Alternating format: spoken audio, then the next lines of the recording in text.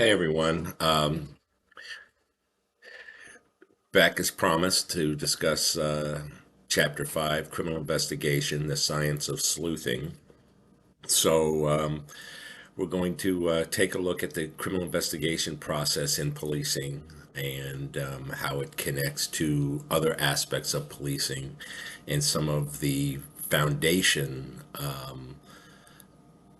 of criminal investigations and things that, you know, the police need to consider in solving crime and how they go about solving crimes that aren't cleared with like what we call on view arrests.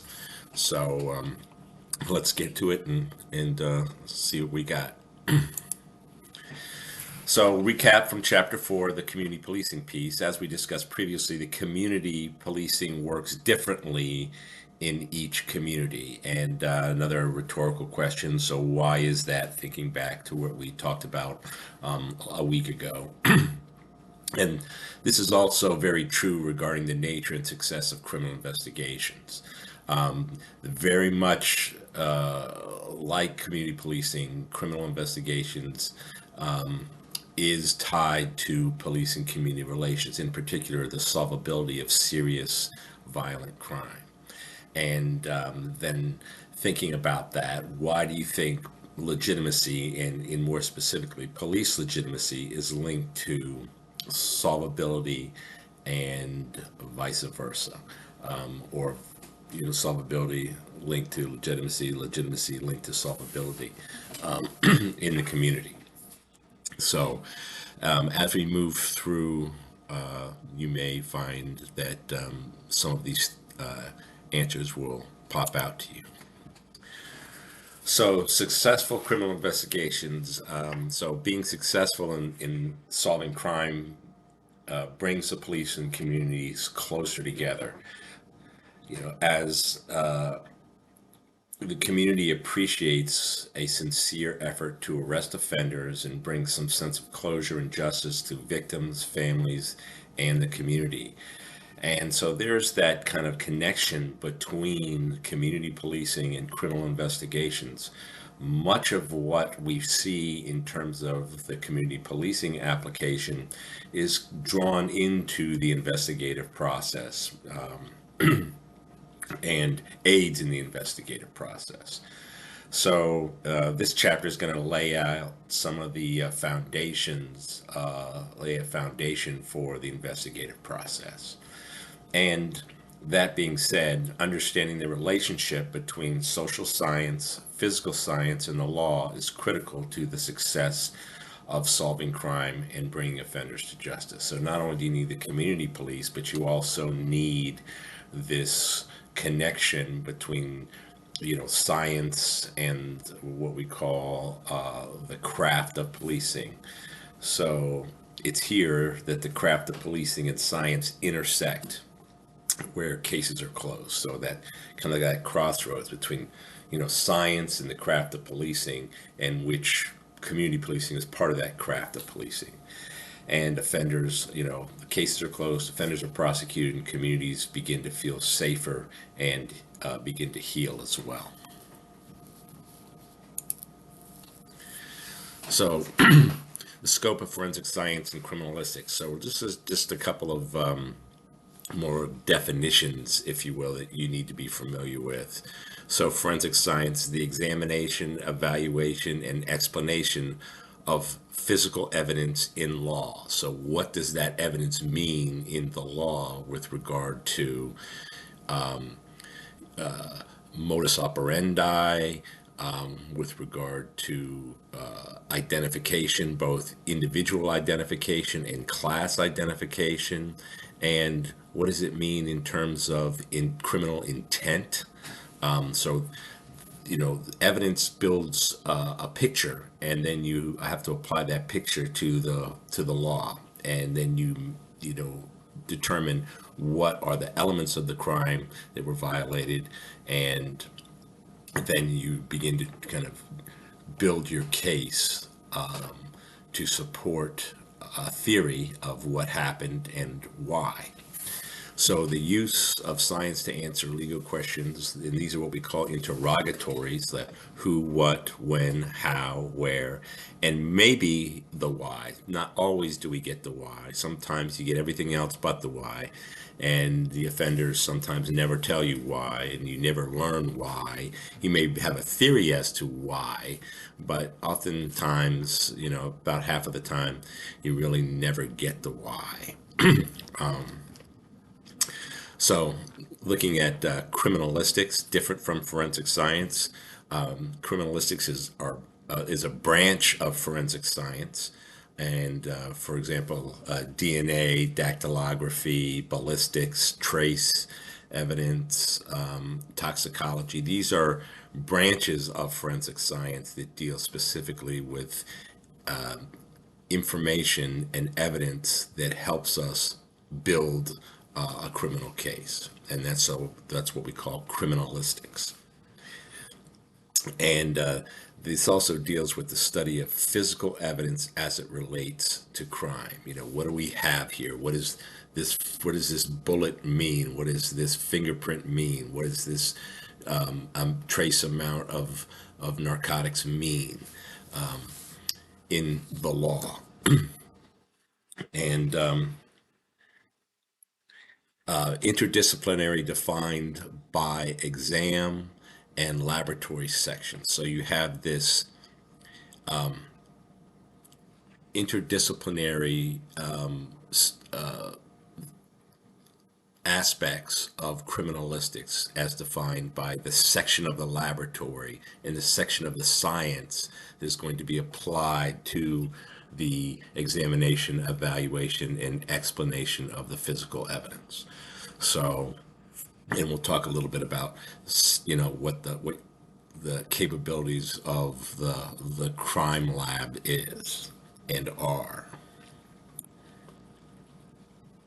So this information provided by physical evidence helps us provide information about the corpus delicti, or body of evidence, information about the modus operandi, the method behind the act of criminal action, linking suspect to the victim, linking a suspect or suspects to the victim and the victim to the crime scene. So it's, again, this, we talked about the triangle of crime in community policing: victim, place, and offender. It's kind of the same thing here, and in that space is where the crime occurs. But here we're using evidence to link suspects to the victims to the crime scene, or suspect to the crime scene, or suspect and victim both to the crime scene. And ultimately, we want to identify the suspect in the case, or the perpetrator. And we also want to disprove or support the victim's or suspect's version of events. So if things don't add up, they don't add up. And hopefully we can answer that with some application of science. And so disproving or supporting is really important. Most of the time, victims of crime are truly victims of crime. There are some cases where victims make false reports, but at the same time, the evidence will kind of lead us there if that has occurred. But most of the time, we're looking at either disproving what a suspect says in support of what the victim may have said or witnesses may have said. So we use this evidence to kind of help support these theories and the different versions of events, either the victims or suspects or witnesses. The CSI effect, and this is one of the things that kind of is bittersweet in a sense. So I've spent nearly 2/3 of my career in the criminal investigation world in policing, and I was a crime scene tech. I was an investigator. I was a supervisor, a manager, and the chief of the division at one particular time in my career of our investigative section. And I've worked everything from property crimes to violent crimes, crimes against children, sexual assaults, all of those crimes, homicides. I have worked all those crimes, and they all are uniquely different also. And the processes for each, there's similarities, but there are also differences. But one of the things that is consistent in all crimes is the evidence, and basically the way we identify, locate, collect, preserve, package, submit, and test evidence is done in a what we call a scientific method. And that process is very much the same in almost all progressive police agencies and crime labs across the United States. And we call it in Virginia the systematic approach to crime scene investigation. And the crime labs have what they call a systematic approach to examination of physical evidence. And these standards are set in crime labs by the American Society of Crime Lab Directors, or ASCLD. That is the gold standard for crime lab certification. And if your agency or your crime lab doesn't have an ASCLD certification, you might not be doing things, they might not be doing things that are industry standard best practices for crime labs. So when we think about the evaluation of or the evolution rather of criminal investigators, we've been fascinated,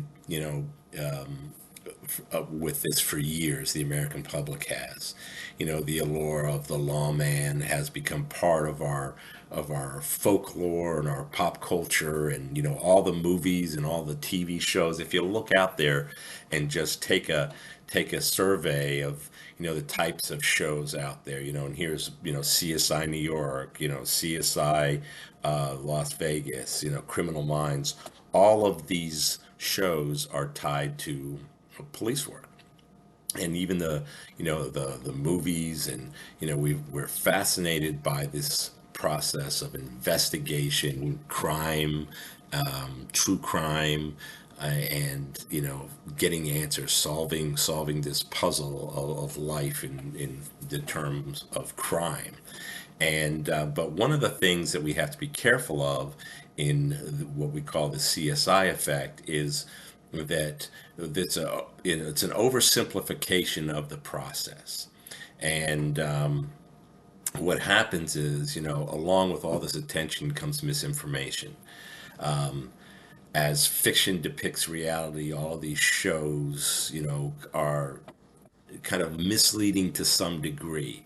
And it changes the public's perception and public's opinions as to the role of the criminal investigator in our criminal justice system. And, for example, a lot of these shows, they show the detectives, the crime scene investigators, dressed in, coats and ties, and fancy, clothes and high heels and things like that, working crime scenes. And, that's really not how crime scenes are normally worked, at least not in the 30 years that I've been associated with policing. You have a crime scene technician, and oftentimes they're in a Tyvek suit with their shoes covered, your hands covered, your head covered, your gloves on, you're wearing a mask because you don't want to introduce your evidence into a crime scene. And so, especially on a big crime scene, a violent crime scene, and you see this all the time where you just see, people putting down these little placards and stepping over evidence and taking pictures, and that's the journalistic license of Hollywood, shortcutting the process. But what it does is it also gives the general public a false impression about what it is and what we have. And we've often had these discussions today about if you don't have DNA as part of your evidence portfolio when you go to trial, you might not get a conviction because in the TV world, every case goes to trial, they have DNA, or fingerprint, and that's not always the case in real life. And so, even though they shed some light on some of the real aspects of evidence, like I said earlier, they go about it in a way that they shortcut the real processes, and it takes a tremendous amount of time to work a crime scene. Takes a tremendous amount of time to develop DNA, even with the advances in DNA and the sensitivity of the processes in DNA, such as touch DNA and familial DNA and things like that. It still takes time and investigation to kind of build a case around, DNA. DNA is great, but it's not, you still have to explain why that DNA is there and how it got there and why it's important to the case. And these shows really kind of skip that piece because they're trying to solve crime within 45, 50 minutes, and they're trying to do it in a way that'll keep you watching. So they leave out the painstaking aspects of crime scene investigation. Enough said about that. So, a word about the crime scene. So, protecting the crime scene is the utmost importance. And when some of these shows, getting back to that, you hardly ever see them trying to protect the crime scene. They just have tape around. But sometimes you have to put up tents or tarps or even boxes over your evidence so it doesn't get destroyed by the elements or carried away by animals. And if you don't think that happens, there's not one crime scene investigator who hasn't worked in outside violent crime where there hasn't been an invasion of animals into your crime scene, either squirrels, cats, dogs, sniffing around and carrying off your evidence. You know, Sometimes you can, or birds, or sometimes you can stop it, and other times you can't. It just depends on how the evidence is presented in the crime scene and how much you've taken to protect that crime scene. The steps you've taken to protect that crime scene. Again, access to the crime scene for officer safety. You got to think about, there still could be, especially, like active shooter situations and large crime scenes like shopping malls or big, box stores. People could still be in the store. So you have to watch for, offenders still there, violent persons and hazards. You also have to attend to the emergency medical needs of both the victim and suspects. And in that being said, you know, life trumps evidence. So, even though you see, that there's evidence here, you may have to, that is going to take a back seat to life-saving efforts. And same with fireboard and EMS. When they come into your scene, if you still have a victim that's on scene, and they need medical attention, they're gonna pull their ambulance and their rescue squad up as close as they can, and they're going to step on stuff, and it's really not their priority to preserve evidence. But you have to be cognizant of that fact. It's not yours either at that particular time. It's obviously you're trying to render aid and save lives, but at the same time you have to be cognizant of the fact and realize that once they're gone, what they may have taken with them or what they may have introduced into your crime scene that you're going to have to explain, later. So protect the crime scene from the elements, trespassers, we just talked about that. And I mean, like the four-legged trespassers, also two-legged trespassers. Oftentimes you'll find people that, they thought the business was empty, and, here, especially a bar or a nightclub or restaurant, and, somebody comes stumbling out of the bathroom, after you thought the scene was secure. So you've got to kind of make arrangements, and make sure that you sweep extra carefully, to make sure that your crime scene is secure. Document everything. Keep notes, logs. Assign a scribe if you need to, and that's what we normally would do. We would post people, at crime scenes, and depending on the size of the scene, that would dictate the number of people and resources that we would need at that scene.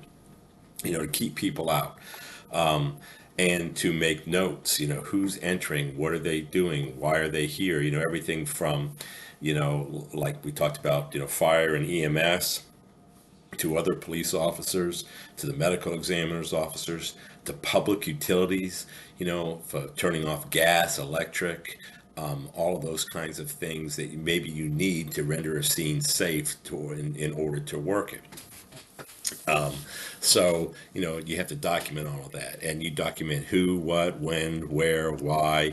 Again, try to answer those interrogatories, and make notes of those contemporaneous to the event as they occur, so you can have some independent recollection later, of what went on in your crime scene, to document it and be able to explain who was in that crime scene and why they were there.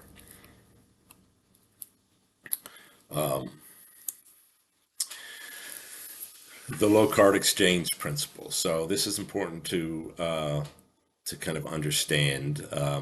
So when any person comes in contact with an object or another person, a cross transfer of evidence occurs. And this is the low card principle. It's Dr. Edmond Locard was a French criminalist, and he discovered that, anytime you put things together, put two people together, or a person in a place, a little bit of that person and a little bit of that place or the other person is going to rub off on each other, and that includes, fingerprints, hairs, fibers, residue, or other materials. And so this is called the low card exchange principle. So if somebody was there, you'll be able to find something that should put them there. If these two people came in contact, you should be able to find something that, in terms of evidence, trace, hairs, fibers, fingerprints, DNA, blood, saliva, whatever the case may be. You should work really hard to try to find that evidence, to make that link, right? And we talked about crime scenes being protected and contamination, so trace evidence can properly be collected and preserved, right? Some historical milestones in criminalistics: the convergence of science used in crime fighting. So this is the physical sciences such as geology, physics, chemistry, biology, and mathematics. All of these sciences and these applications of science are used in everyday criminalistics, and in determining soil samples and footprints, and physics such as crush zones, velocity, impact, blood spatter. Uses both physics and mathematics and what we call trigonometry, or blood spatter trig. Chemistry, obviously, for things such as alcohol, narcotics, poisons. Biology, blood, DNA, looking at your cause and manner of death in terms of autopsy. So all of these pieces are connected to your crime scene, in some way, shape, or form. And all of these applications of science will be connected to the process as well. Identifying a criminal, and identifying the criminal, and maintaining records of the identification has long been a challenge for police investigators, right? So again, you want to identify criminals and maintain records of that identification. So fingerprints, DNA, DNA databases, and today the challenge is not so much, the process of identifying by fingerprints. It's, what do we do with it? And how do we search it against other cases, right? So, and what is it going to tell us? You know, so thinking about things like fingerprint databases, DNA databases, the applications of those databases in the real world application, and privacy concerns and search warrants and the legal issues associated with that. So we're kind of like on the second generation of the aspect of identification and records maintenance. Investigators embrace these advances in science and begin to structure investigative strategies and allocate resources around those strategies and techniques and methods.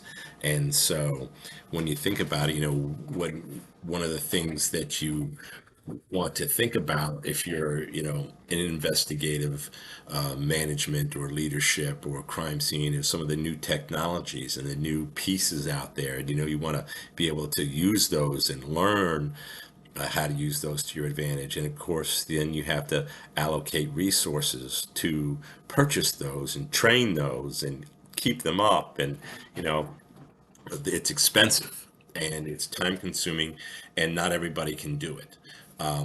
From a kind of you know personality perspective and an intellect perspective. Do they have the intellectual capacity to learn these things? One of the hardest schools I ever went to was a breath alcohol school to learn how to be a breath alcohol operator. So you could take samples of breath to determine one's intoxication level while driving. And there was a lot of math and a lot of conversions, and that was old school. Now, even though we have machines and to do it, you still have to know the science behind the machine and be able to explain that. And you still have to run tests to verify that.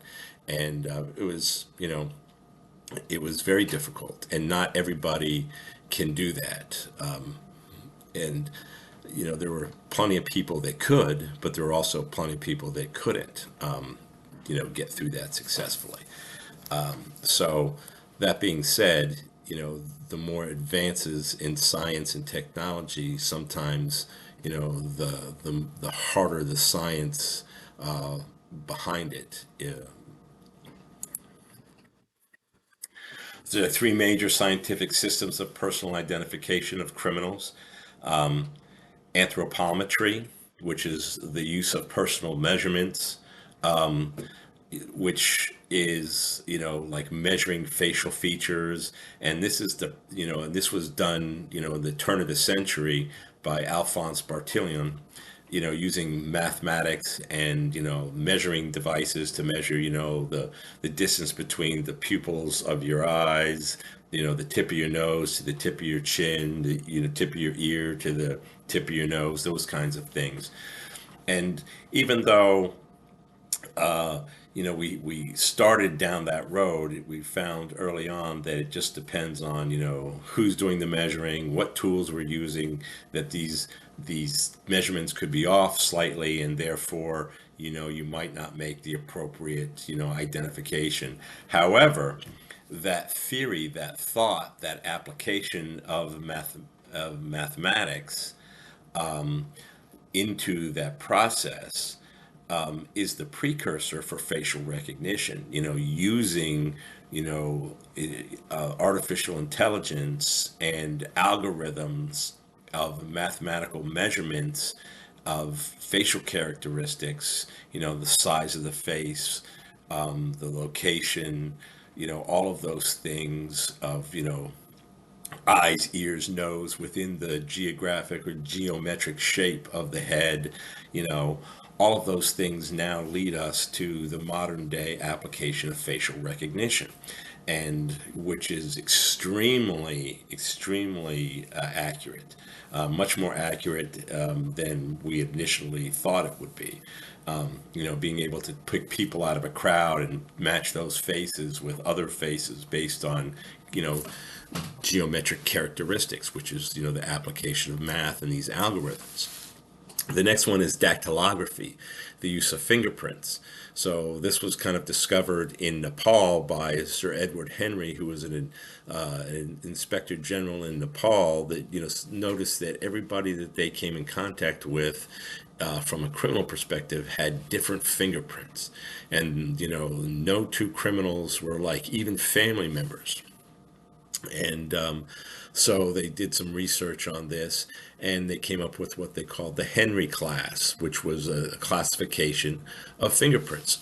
And that was done, with some of the characteristics like whorls, loops, pocket whorls, those kinds of things, in, kind of defining that classification for that individual. That was later converted to what they call the FBI number fingerprint classification.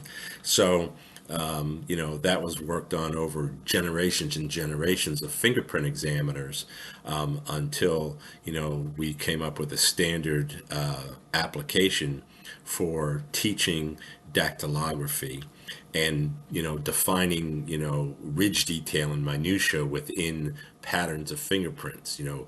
And then we can also use that by way of computer automated fingerprint identification. So the same way we use, facial recognition using computers and cameras, we do the same thing now with fingerprint recognition and dactylography, as we mark the fingerprints, with certain minutia, and load those images into a database, and they're all loaded into a database in a same way, and under this, the systematic approach to identification.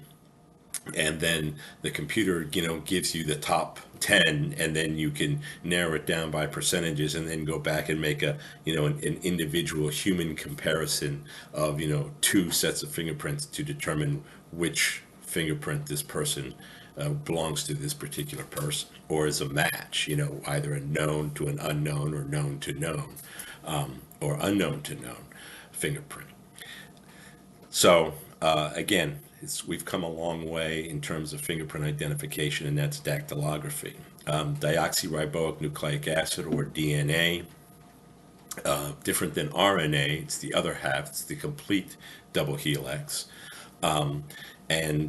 So this was, first discovered by James Watson and Francis Crick in the 1950s in the United Kingdom, and then of course Alec Jeffreys, who of Lancaster University in England in 1985, used DNA to make the first, I identified DNA genetic blueprint of an individual, for individuality and individual recognition based on, the DNA, the basic fundamental building blocks of every living organism.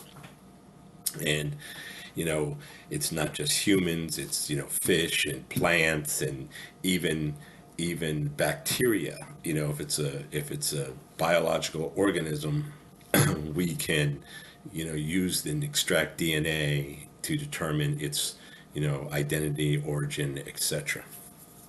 And so DNA has grown tremendously in the use of criminalistics, since 1985. In the past, you know, uh, 45 years.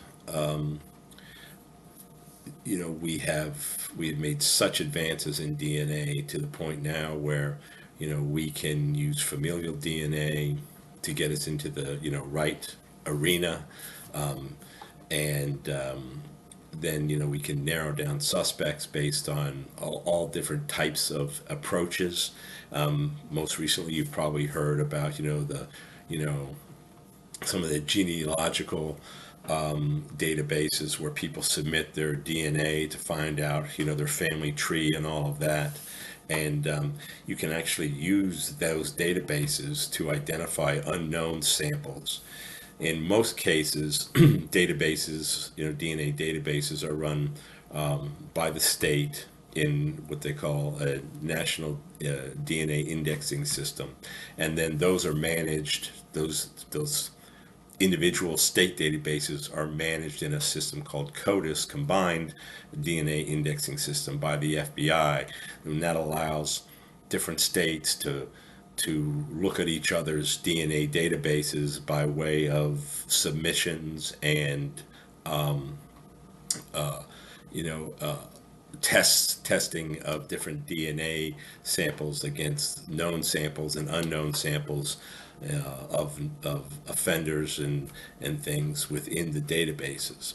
And as you might expect, that in today's DNA environment, if you're arrested in most states for a crime of violence, or for in some states for a felony, the police have the right to take a buccal swab of your cheek. It's in your DNA, rubbing it on the inside of your cheek, and submitting that to the state Department of Forensic Science, their crime lab, and then they would load the crime lab, the DNA section of the crime lab would load that profile into their database. And so, certainly if you're arrested and charged with a crime, and certainly in many cases if you're convicted of a crime, you're having your DNA taken today.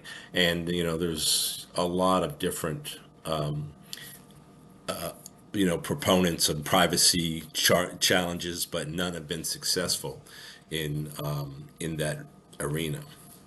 So some other contributions of former police officials in forensic science. As you remember, back early in chapter one, we talked about August Vollmer, who was a California police chief, and he began, formal training programs in evidence collection and evidence preservation for his officers. He thought that we wanted a more educated workforce, and we can solve crime by using, that the science and criminalistics to help us, and support the development of the first workable polygraph, and establish the first full forensic laboratory in California. Using real scientists, not police officers or people associated with the criminal justice system, but real scientists that kind of help us and guide us through this process. And they look at the evidence objectively. It makes no difference to them who, what, when, where, or why. It's what does the evidence tell us and where does it lead us? They have a completely objective perception of the evidence and the examinations they conduct. Some more early contributions to forensic science. Albert Osborne, question document, wrote the question documents. So he talks about, handwriting samples and handwriting exemplars and doing all of those types of things. And again, early on in, the world of criminal investigations, we did a lot of handwriting samples and handwriting exemplars. Not so much anymore because we've turned more to a digital process, but we still use it from time to time. And, most of the cases where we are using it, forgery and fraud, are usually large cases involving, large amounts of money, forged signatures, etc. Getting back to Edmund Locard, we just talked about the Locard principle, right? Well, here again, he was a French criminalist, and he talked about, the microscopic evidence, the Locard exchange principle, one thing touching another. You got to look for the microscopic stuff, what we call trace evidence. And then Leon Latz, blood typing. He was a German doctor that came, about early 1900s, developed the precursor to DNA by looking at blood typing, different types, A, B, O positive, O negative, and how they relate to who we are and how we got that blood type. And so that was the early on looking at human blood versus other animal blood and typing of blood to make matches. Even though it wasn't individual, it was a class. It was another piece of evidence that could be used. But again, it was an evolution of the science to get us to where we are today by way of DNA. Some other contributions um, by people like J. Edgar Hoover and the early FBI. So the FBI was not always the Federal Bureau of Investigations; it was the Bureau of Investigations, which was created back in the early 1900s. And then J. Edgar Hoover assumed leadership of that agency in 1924, and in 1934 it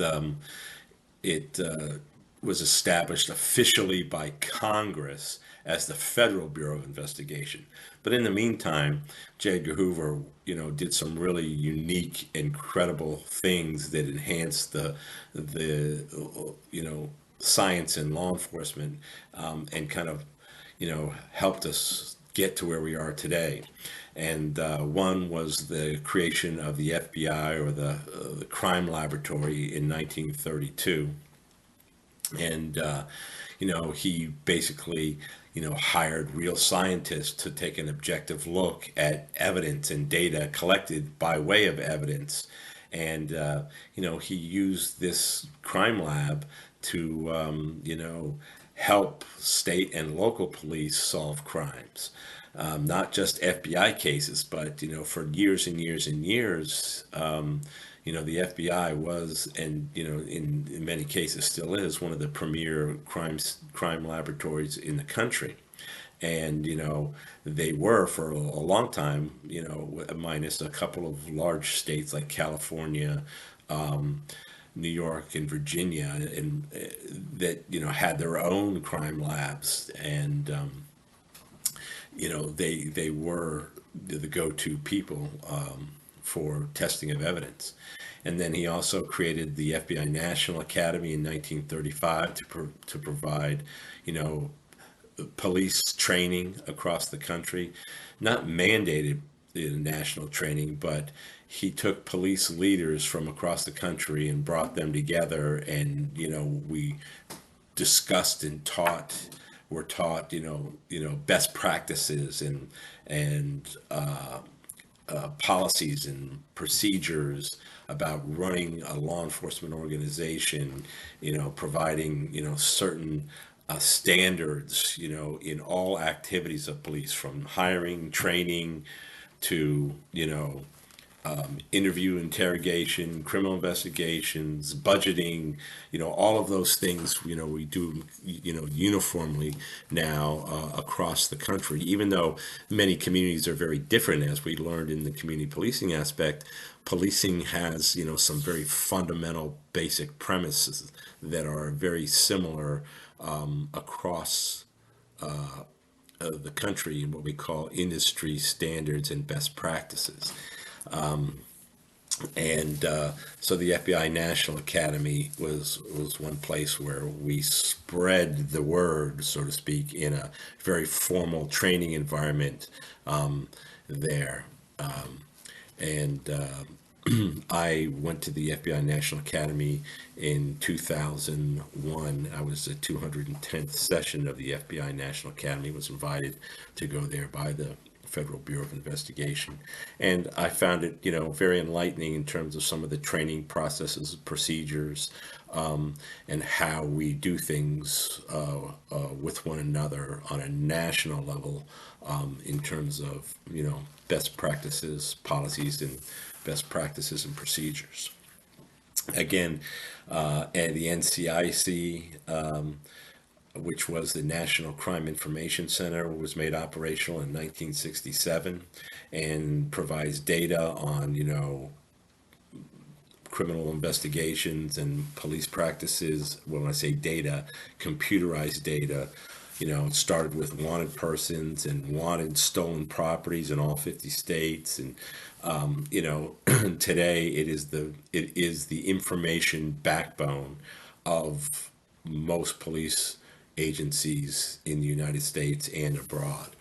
And when I say abroad, of those agencies where we have legates and legal attaches in those countries that work backwards through the FBI into looking at what they can do here in the United States to help solve crime both here in the United States and abroad. So this and NCIC process, if you will, has grown it to be, like I said, the backbone, the information backbone of policing in America today.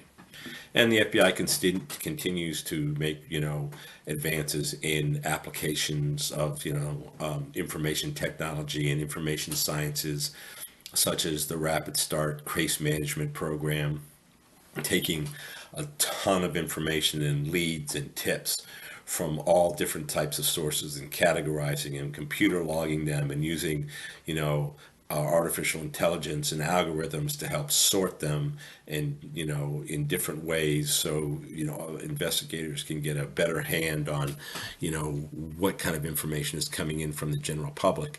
And we used it here in the Washington area sniper investigation case, and we never would have been able to manage the number of tips and the amount of information without the use of this rapid start case management system. And eventually getting through all of that, through sifting through all that data, they had received information in that process, and the information was there and verified. We would have ultimately wound up, with the names of John Muhammad and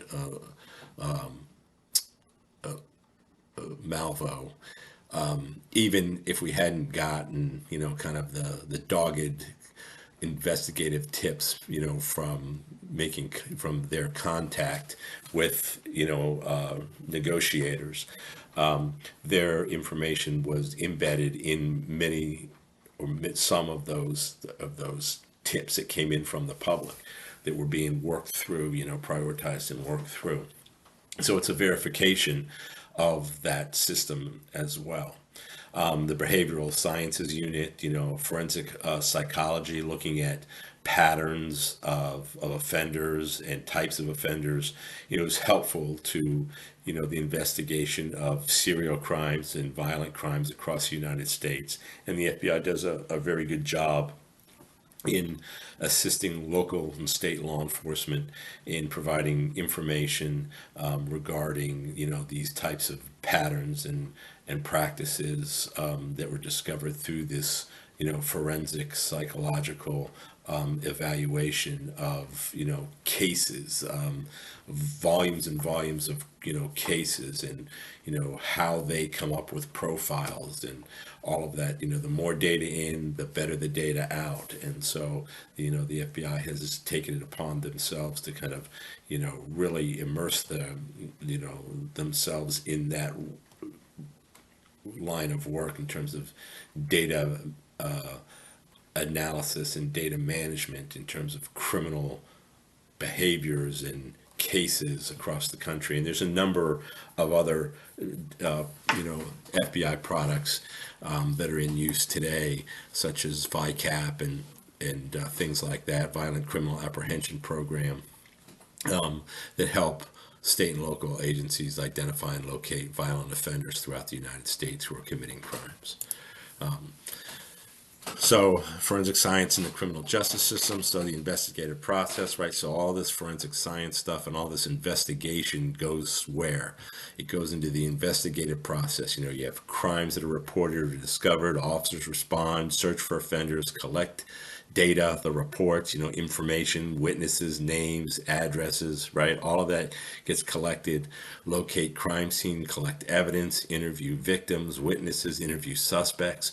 All this information gets collected and goes into databases now. And these databases now, are very robust. They're connected. So now through various programs, we can look at, information, regionally, state by state, region by region, locality by locality. And all this information helps us provide a better complexion of who's committing crimes in our communities, and the investigative assets that go into collecting that data. And so you wonder why, as a police officer, why do we have to take such detailed reports? Well, the reason we take such detailed reports is because all of that data now goes into these data management systems, or records management systems, RMS, and we data mine all these RMS to pull out little pieces of information that really means something, when you look at them, as a whole, across across a community, across a state, across a region. So when we think about, what is this really, mean to us? Well, cases not solved in the initial phase go to a follow-up phase and may be assigned to an investigator, and those investigators, kind of run down this information, and try to fill in the blanks for what's not there with, in further investigation, further detection of evidence and statements, and did we miss an evaluation of the investigative process, is ongoing all the time. And then that leads ultimately, you would hope, to the apprehension process, where you then develop the name of a suspect and get a identification on that suspect by way of evidence and witness statements, and victim statements, and even an interview with the suspect. So what we would call a trifecta of evidence would be, physical evidence, leading, that person there to linking that person to the victim or the scene, personal identification by the victim of a suspect, and then a confession or a statement made against self-interest from a suspect. So you have physical evidence, eyewitness evidence, and testimony or statement evidence. So what we call the trifecta of evidence, and that leads usually to, successful prosecutions of cases. Basic investigative stages. So first of all, you have the preliminary investigation. That's the initial response to the scene. It involves usually the first officers that arrive at the scene. Then from there, they'll do some investigation. If it's a big crime, or a major crime or violent crime, they'll call out detectives to assist those officers, and they'll begin to take information at that particular time, from the scene. So you have, the initial officers kind of managing the scene until the investigators get there, and the crime scene people. And then from there, once that part is done, then you have, the continuing or follow-up investigation. And that begins when the preliminary work is completed and you need more investigation, and information, about what it is, to determine the nature of the crimes or charges, the identification of the perpetrators, or to make an arrest. For prosecution, the more evidence you have, the more circumstantial identification, more witnesses you have, the greater the chance of both prosecution and conviction. And so this investigative process continues all the way up through even court, and even days and weeks before court, or you may be running down a tip for the prosecutor based on some motion the defense made about somebody that's on their witness list that's going to say something different than what our witnesses said. So you got to go back and kind of provide the prosecutor with that information to shore that up. And it could lead somewhere. Nothing is ever done until it's done. And so you certainly don't want to leave anything undiscovered, if you will. You want to know the answers to the questions before you ask the question, if you're a prosecutor.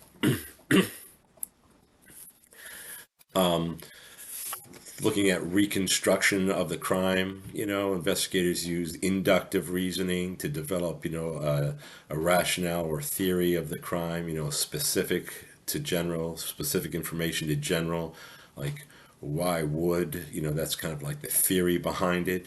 And then you want to focus on the investigation. Investigators could, we have direct efforts towards proving one suspect is guilty in the crime, and that would be, the investigative logic behind that would be deductive, which of reasoning would be linking a suspect, deduce, from the general to the specific, which would be the opposite of inductive reasoning.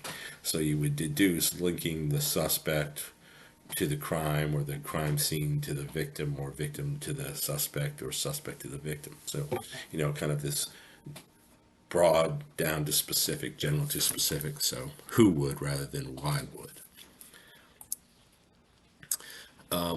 Conducting interviews and interrogations. Interviews and interrogations are, a part of every investigation. And, interview is questioning someone to obtain information that may be superficial.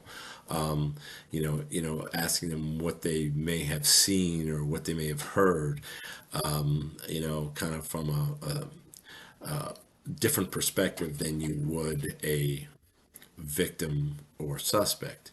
An interrogation focuses on the crime itself, on the action of the individual involved. Formal questioning of a suspect and obtaining incriminating information or confession from them by matching, criminal action to, their statements.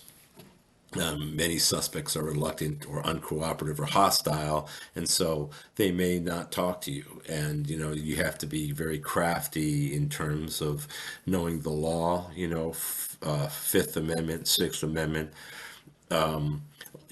issues, as well as Fourth Amendment issues in doing your interviews and interrogations of suspects. And Judge Jarvis will cover that here in another chapter. And, where we spend most of our time in the investigative or policing world is in the Fourth Amendment, Fifth Amendment, and Sixth Amendment issues associated with search and seizure, custody, interview, interrogation. That's where, most of our time is spent in the investigative world. But, there's an entire world, if you will, of interview and interrogation techniques, methods, and legal measures that can be used to assist in obtaining information from victims, witnesses, and suspects. And, we spend 80 hours just on a certain particular type of interview method or technique, and then we test it. We test each other on it. We do evaluations of practical, it, you know ex- practical applications of those processes. We sit and we try it on one another, and look for the way things should go, and how they're moving towards that end and obtaining that information. you know and a bad statement's better than no statement at all. At least you have then something to disprove in a bad statement. But a bad statement, again, is better than no statement at all. So ultimately you want to get a statement from the suspect, and hopefully it's one that's withstands legal scrutiny because you did it in the right way.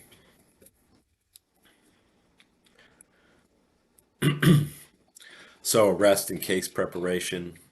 So, you know, sometimes the arrest of an offender, once you identify an offender, sometimes the arrest of that offender provides police with a unique investigative opportunity. First of all, one where we call spontaneous utterance or res gesti, where somebody, makes a spontaneous utterance once you say, hey, Joe, you're under arrest for this. And It's happened to me on several occasions where we were looking at a person for being involved in a murder. We stop him on a traffic stop, and as he's getting out of the car, and he says, I didn't shoot that person, but I know who did. That's a spontaneous utterance. That means he's got knowledge, firsthand knowledge of the crime, right? So that's perfect. Another case is we know another person we had stopped, um, and went and knocked on a neighbor's house or a family member's house, and is Joe home? And just using the name Joe, and I say, hey, can we come out and talk to you? You were the police. You want to come out and talk to us? We need to talk to you. He says, I didn't touch that little girl. So again, spontaneous utterance. How did he know we were even there to talk about that little girl? And in fact, that's what we were there to talk about, is a sexual battery of a child. So that would be a spontaneous utterance. Interview statements, physical evidence, search incident to arrest. So you arrest somebody, you get to search them incident to that arrest. That's without a warrant, because you're responsible for that person. And sometimes you find evidence of a crime on that person, or evidence of another crime, or evidence of the crime you're looking for, that may lead you to someplace else. So those are unique investigative opportunities at the time of arrest. Case preparation and organization. Investigators provide prosecutors with reports, documents, exhibits. You leave out personal opinions and conclusions. That's for the prosecutor to kind of weave into their closing arguments and their theory for the jury or the judge. And prosecutors review cases, they prepare for trial, and or make pleas, etc. in that process. And at the same time, they look for different pieces of evidence that will help them in the successful prosecution of their case, right? Investigation of successful crime, when crime is solved and the case is closed, so that's a successful investigation. you know, but at the same time, you want to make sure that you have what is necessary to create, a tight case involving, processes associated with the prosecution and criminal investigation. Um, you know, you don't want loose ends out there. Pause for just a second here.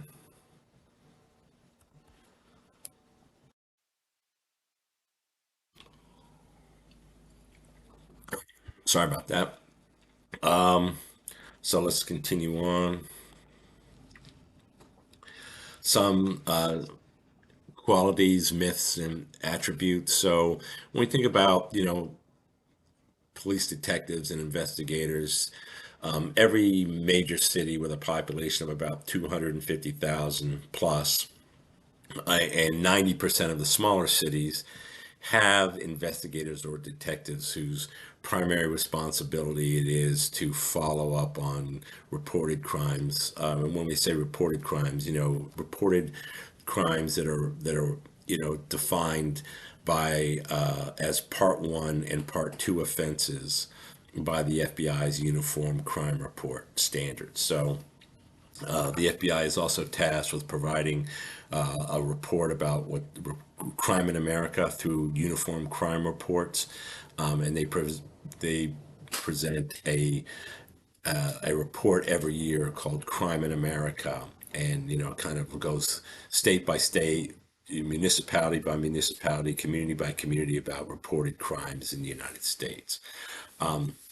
So most agencies and have individuals that are detectives, and they spend at least several years in a patrol assignment before requesting or testing for a detective's position. So first of all, you kind of have to begin to learn the craft of policing, and this is at a local and state level, a municipal level.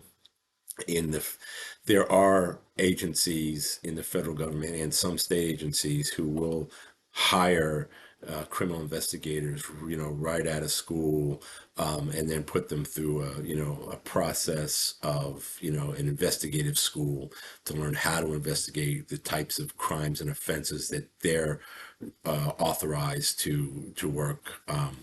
But for most police agencies, in order to be hired as an investigator, maybe you would have, retired or come from another agency that had a specific niche right into an investigative spot. But most people work their way up from the patrol ranks, do a good job, write good reports, have good cases, have good reputations, and then they test in or, apply for positions within their own agencies as investigators.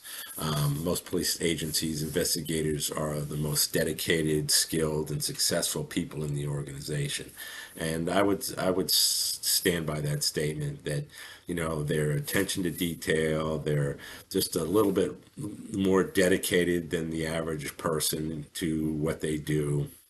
And it usually, is seen in their work product. And that's why, they're chosen for those jobs as detectives or investigators, is because, they possess those skill sets that make them good investigators, and there are also skill sets that make them good patrol officers. And, they are different, but at the same time, it's kind of an evolution of the process, from patrol officer to investigator. And it doesn't mean you can't go back into the patrol, officer mode. But, again, learning your job, learning it well, and having experience, and then moving on to the investigative process is usually the most successful route. Um, there's been a lot of research done by different companies and organizations and government agencies about, detectives and productivity. And, the RAND Corporation found that only about 20% of crimes could have been solved by detective work. The rest could be solved just by, looking at, basic information. And I'm not so sure that is the case. Another study found that less than 50% of all reported crimes receive more than half an hour of investigation by a detective. And, so there's a little bit of truth to that, but at the same time, you have to compare apples with apples. The majority of crimes that are reported are property crimes. And when I say property crimes, the most reported property crime is larceny, and larceny from autos. And so that's somebody breaking into your car, or leaving your car unlocked in your driveway, and you're coming out and finding, the change gone, your sneakers and gym bag, and your computer that you left in there last night gone. And there's very little evidence, to be collected, or unless you had surveillance camera. And so the majority of those larceny crimes are property crimes, and they're the solvability factors way down. Unless you ask people, okay, what's the serial number of your computer? I'm going to put it in NCIC, right? Like, to as stolen property. I don't know the serial number of my computer. Do you maybe the make and model number of your computer? And we can put that in there, and then we can put some other distinguishing characteristics, in there. I don't know the make and model. I think it was a HP, but I don't know what it was.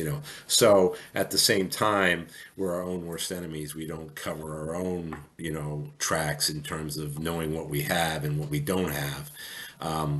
And so a lot of those cases, larcenies do go unsolved because there's just not enough information. And usually, when you catch somebody who's committing a larceny, you solve a whole bunch of them in that string of crimes, during that night or the week before, 2 weeks before, etc.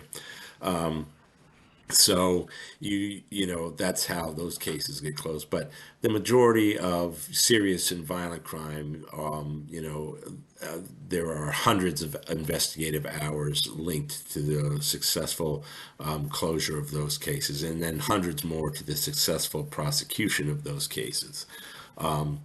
Police Executive Research Forum, or PERF, is another agency that has done a lot in terms of, investigative resource response. What do we need to know about, policing and investigations?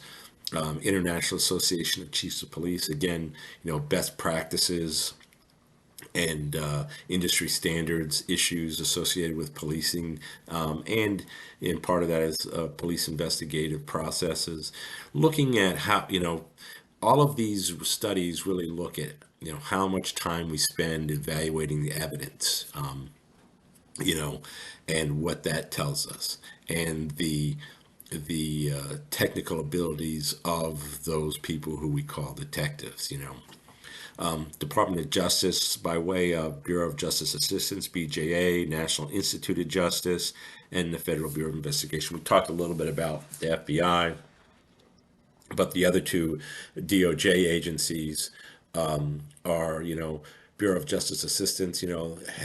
Basically they provide information, and NIJ is the National Institute of Justice. They're kind of like the leader of the scientific application of things and processes that help us solve crime. So NIJ looks at, the science behind things, and BJA looks at program issues behind, assisting law enforcement in solving crime, or identifying and solving crime.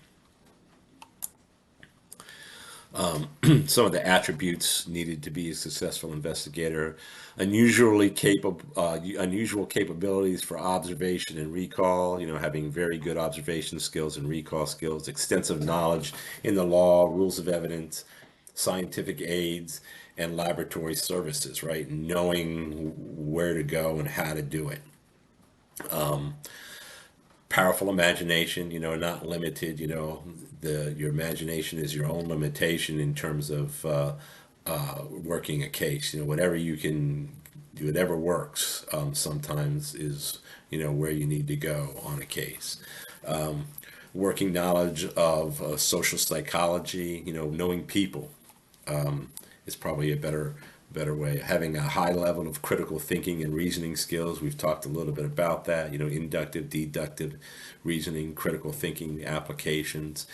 You also have to have, some personality and character qualities, such as, empathetic and compassion, to do what you do. And you also need to be well connected rather, across disciplines, legal, medical, social work, probation, parole, social services, forensics, and IT. Know the people in your field, know the people who are connected with your field, know where to go to get the answer, or know where to go to try to find somebody to help you find the answer. That's what I mean by being connected across disciplines. You know, really working to try to find the answers or get interpretations of evidence there. It's very, very helpful. Working undercover, what was considered a highly sought after. Not so much today. People are different today.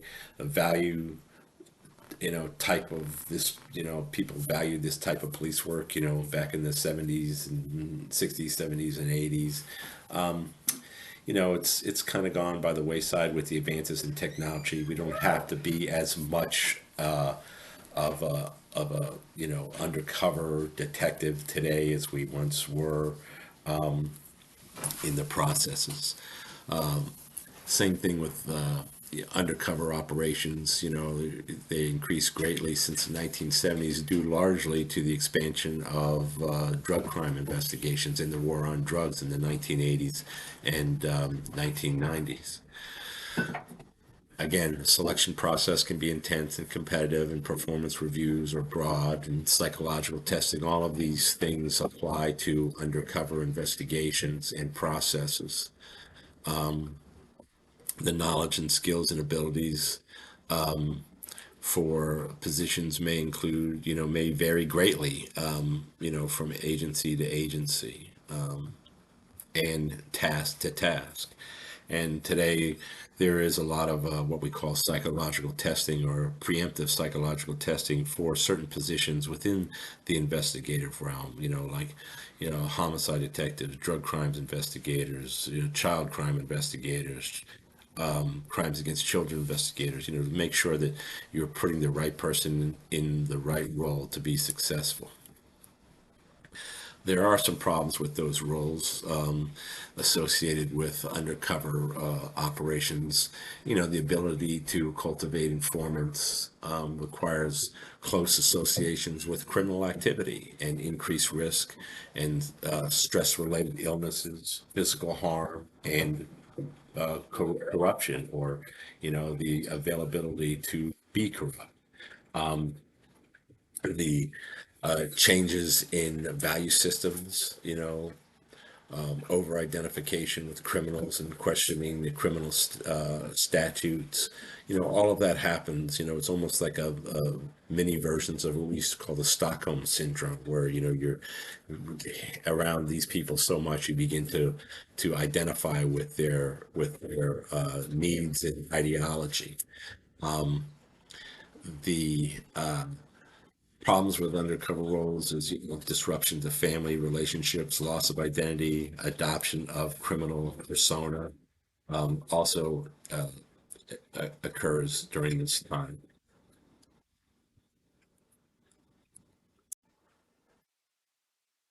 So returning to, patrol and those other police activities can be difficult at times.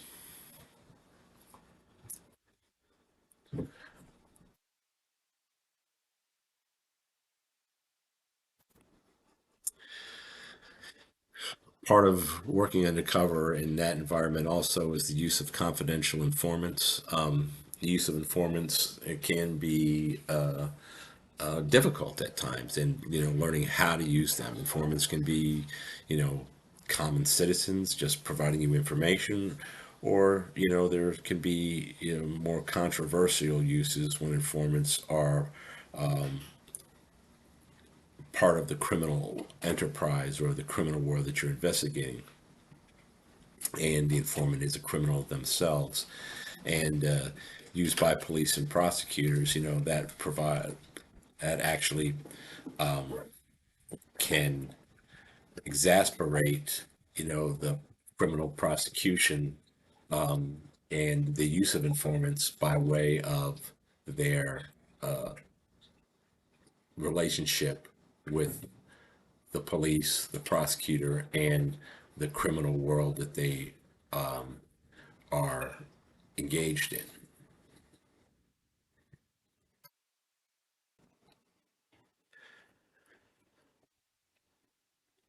So generally, there is some benefit from the use of informants in criminal investigations, but again, they can be problematic, especially when you have to kind of manage the expectations of the prosecutor and the general public associated with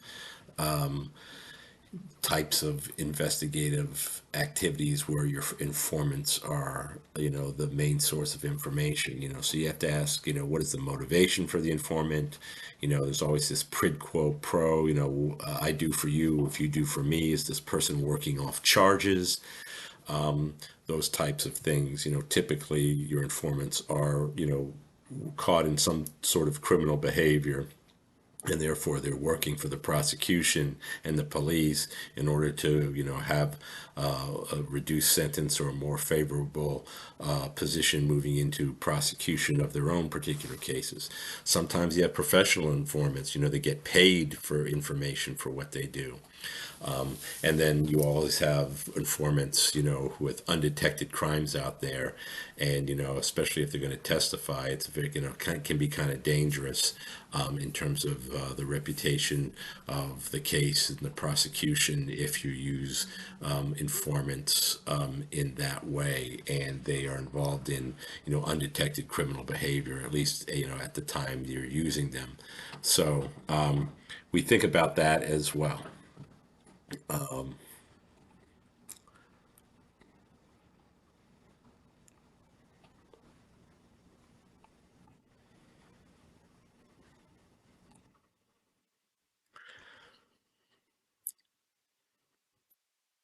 So looking at informants, you have to use and manage informants properly. You have, by way of policies, procedures, training in working with informants. You have informant file system. You use the informants. You have to document them. They have to usually have the prosecutor will provide a contract for the informant to sign. Basically, it says you're working with the prosecution and the police to provide information and a list of do's and don'ts. You also have to avoid entrapment, using informants to entice someone else to commit an offense that he or she normally wouldn't have done or committed otherwise. They didn't have the predisposition, but not for the enticement of the informant. And you also need to, depending on the types of cases and the expectations that are laid out there, you must protect the informant's identities and don't, put their lives at jeopardy as a result of using them and using the information. Looked at contributions from medical examiner and coroner. There's part of the investigative process is one where you would need to use information collected from autopsies to assist in the prosecution of a case. Obviously, you have collection of evidence from the body in a post-mortem environment. The medical examiner or you are usually physicians or pathologists. They're appointed for a specific term. The coroner, as you go back to chapter 1, has a significant, historical significance in, the American justice system. But today we've kind of moved on to what we call the medical examiner system. And the Office of the Medical Examiner is a medical legal death investigation or autopsy. This is a post-mortem investigation of the body conducted by way of autopsy. And it's an investigation of the body looking for evidence. So the autopsy is conducted in an effort to determine the cause or slash manner of death, which is natural, accidental, suicide, suspicious, or homicide, or undetermined. The mechanism of death, which might be, suicide by overdose, suicide by, firearm, suicide by hanging, accidental by drowning, natural by disease, and then the time of death. Ultimately, you want to try to get as close to the time of death as you possibly can, because once you narrow down the time of death, you can then begin to narrow down those people that were in contact with that person in or around the time of death, which may lead you to information and or witnesses or further evidence. Looking at DNA analysis, discovered type of analysis. We talked a little bit about DNA before. DNA's molecules containing, instructions of organisms needed to develop, to live, to reproduce, right? Portions of the DNA structure is as unique as a fingerprint, and it's what we call a specific characteristic of identification. That means it's individually specific to that particular person. And that is, part of the beauty of DNA is, we narrow that particular population down to what they call percentages. So you might be, you know, 10 million to one in this particular population base, that this is the contributor of that DNA. And if your population is only 2 million people, then 10 million to one is way beyond, a reasonable doubt.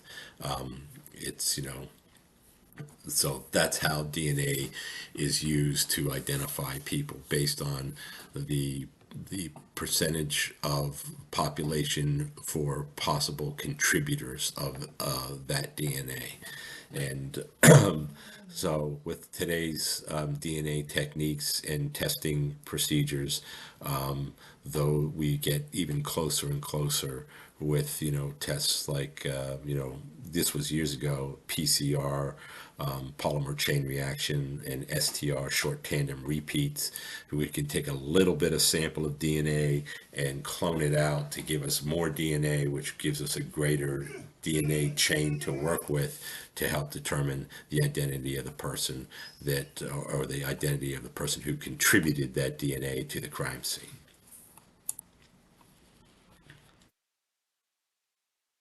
You heard me talk a little bit about CODIS before and the FBI. And CODIS is the combined DNA indexing system that is used by the FBI to manage the state databases. It contains DNA profiles of suspects in the process of using those databases to run tests against for known and unknown samples of DNA. And this also allows for, the electronic exchange of comparison and DNA files in the systems across state laboratories. So it's an excellent system, closes a lot of cases.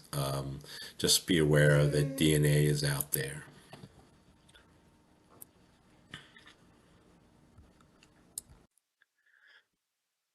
Along with the use of DNA comes the lack of policy and misdirected policy involving testing of rape kits or physical evidence recovery kits, which for rape victims. And you probably have seen over the years some issues associated with this in many jurisdictions about the lack of test performed on physical evidence recovery kits, or what they used to call rape kits. The cost of doing too much, testing, kits that, they may not have information to make successful prosecutions out of. And then the cost of doing nothing or at all or not enough, the potential closure of cases and link to other serial offenders.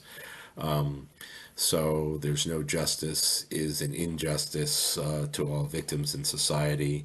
And these are kind of, you know, related to different social environments, and within the criminal justice system apparatus used to, you know, prosecute sex offenses, and, for a long time, it was not all rape victims were believed to be raped. I mean, the whole sexual assault environment, has changed over the last, 10, 15, 20 years. And as a result, we find ourselves today asking why did this ever come to this? Why didn't we test, make, you know, try to perform all these tests, or as many of these tests as possible, to get answers to these questions, or at least to provide us with information. How many of those untested kits out there had the identity of people that, may have stopped, another sexual assault. And it's a real tragedy, looking back over the years, to see how many of these cases weren't tested properly. And then, it's a struggle to go back and get them tested and, find victims and find offenders and find witnesses, etc., in these cases.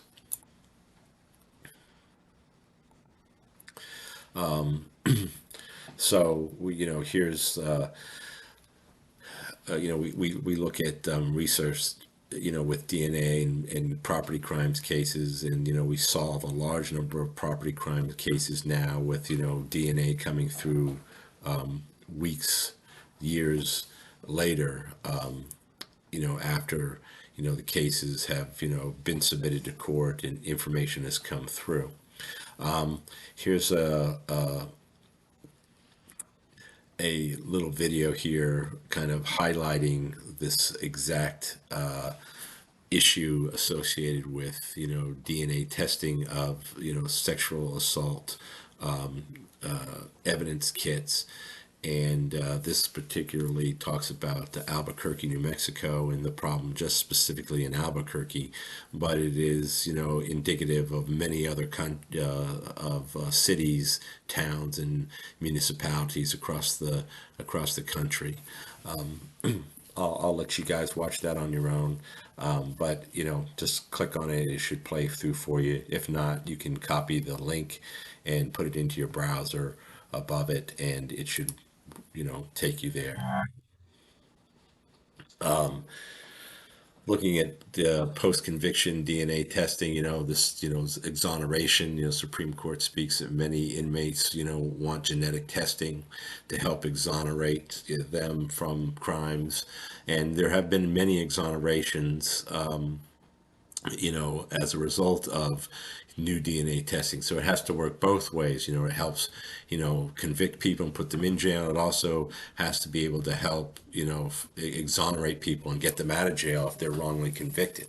And there's plenty of decisions and plenty of examples out there of people who are wrongly convicted, and advanced DNA testing or enhanced DNA testing has found that other persons were responsible for those crimes, and people were then exonerated and released from custody. And so there's a wider net to be cast, if you will, new law expanding DNA gathering, and we use it now to identify people coming in to the United States instead of fingerprints, or just like fingerprints. It's easier, to use in many cases than fingerprint, and we can also then identify family members. People coming and claiming asylum and things like that, and bringing children over. Are they related? Are they related to people who are already here? Or is it just a ploy, if you will, to gain entry into the United States?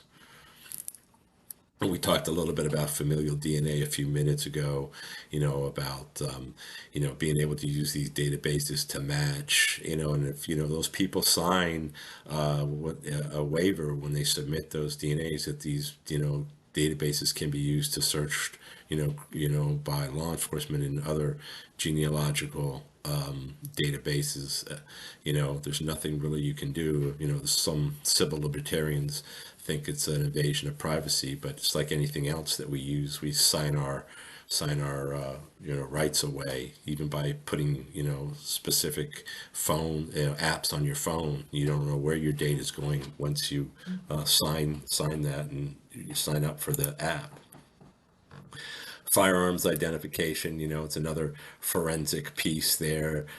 Goes beyond comparing just bullets found in the victim, or the test of bullet fired. Identifying the type of ammunition, design of the firearm, restoring obliterated serial numbers. Estimating the distance between the gun muzzle and the victim. So all of these things now that we use as part of the forensic science and the forensic investigation. Another, this firearms, this tool mark impression, which is part of the physics of metal and ballistics and speed and velocity and weight and all of that. So things we've talked about previously. psycholinguistics. We talked a little bit about the profiling, perpetrators, behavior, way people talk, the way people act, all of these things that, we would consider, important in evaluating, offenders, people who are, suspects in crimes, help investigators, you know, in, making judgments about or prioritizing evidence and statements, of people who are part of the criminal investigation. And sometimes, investigators need help evaluating and prioritizing each of the pieces, the leads, and things like that. And criminalistics and criminal linguistics can be an integral part of that.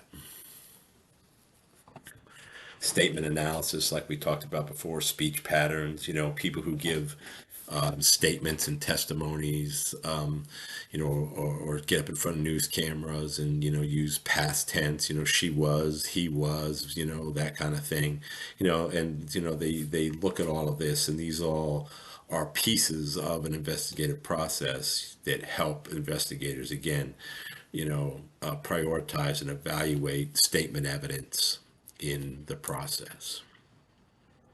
Leaving no stone unturned, cold case investigation. When cases go cold, there are times when there's just no new information coming in, and you need to go back and reevaluate those processes in the investigation and take a look, put a new, fresh set of eyes on that case. And if it's a case, it's, all cases, especially violent crimes, and, are worthy of, a second look, even years afterwards, if they don't have any leads. And that's what these cold cases are designed to do, is kind of go back periodically, throw a fresh set of eyes and look for evidence or technology that may help and assist in the evaluation of evidence in this particular case that could lead to a closure. The use of polygraph. We're kind of going to there's very little uses of polygraph in criminal investigations, in the sense, you can use them as a tool, but they're not admissible in court. And most most people who say they'll take a polygraph never show up for a polygraph in a criminal case. Requires an examiner with considerable training, and most of the time, again, no attorney would let his client take a polygraph, even if he thought his client was innocent. He's not going to risk giving the police, you know, this type of advantage. But again, it measures, the physical changes related to the autonomic nervous system, involuntary reactions that you can't control. And it's just another tool in the investigative process, but rarely can we use it in the criminal world and criminal investigations. We use it a lot in personnel investigations and background investigations, but not necessarily in criminal investigations. Social networking sites, this is a whole new frontier for police investigators and crime analysts. They scour the social networking sites for clues and evidence and timestamps and photographs and relationships. I can't say enough of it. There's a whole, school that just looks in evaluating social networking and its application in criminal investigative processes. And so it's one of those things that it will be growing even more so in the future. The more we use, the more data we use, the more we put out there, the more robust the evidence collection environment is for police. Again, even creating fictitious profiles for police. The courts have upheld that it's, not invasive, and it's in the best interest of the community to do so, as long as you don't violate the rules of entrapment, those people who are not predisposed to that criminal behavior. And then the use of non-human detectives, the role of police dogs is a vital and investigative work. They're used for tracking and catching criminals, controlling crowds, and finding things, evidence. They can also use to find and detect drugs, explosive human remains, money, food, disease, and technology. The right dog can be trained to detect virtually anything with odor. And with a camera attached to their bodies, they can enter dangerous places, send pictures back, to officers. You can, and dogs are an invaluable tool. And matter of fact, I've got one sitting here behind me, whining at me because he wants to go out because I've been sitting here talking too long. And that leads me to kind of the end of this discussion, and I appreciate your patience. This is a lot of information, and it was getting kind of, trying to speed up at the end, so I couldn't to get through it, so you weren't sitting here too long. But again, I appreciate your patience, and look forward to the next chapter, and we'll be talking about the role of the Constitution and policing. We look forward to spending more time in discussing that. I think that's going to be Judge Jarvis is going to talk to you about the Fourth, Fifth, and Sixth Amendment and the application in policing. So with that, thank you, and we'll see you next time. Take care.